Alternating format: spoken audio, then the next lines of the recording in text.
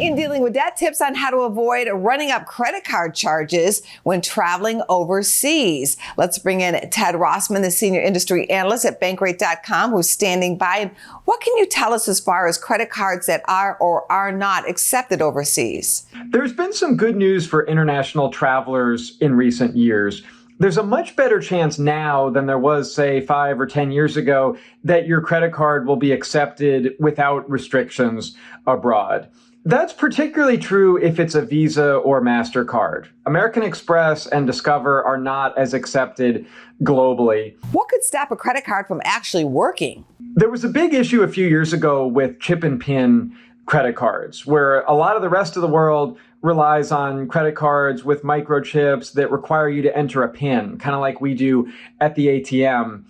Just hitting enter without putting in a PIN might work, or maybe your credit card issuer does let you set a PIN, but I feel like most of the time this should work without restrictions, especially when there's someone there to process the transaction. What else should travelers consider when using credit cards overseas, including any fees or higher currency exchange rates? A few other considerations when it comes to using your credit card abroad.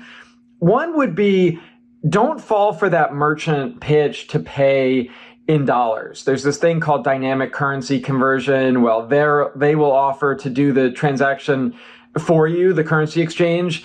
That's usually not a good idea. It's better to pay with your credit card in the local currency and then have your card network run the foreign exchange. That's usually going to give you a better rate.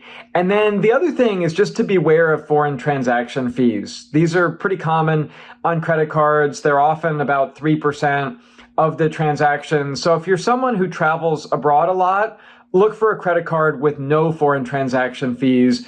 Those are pretty common, especially on travel cards.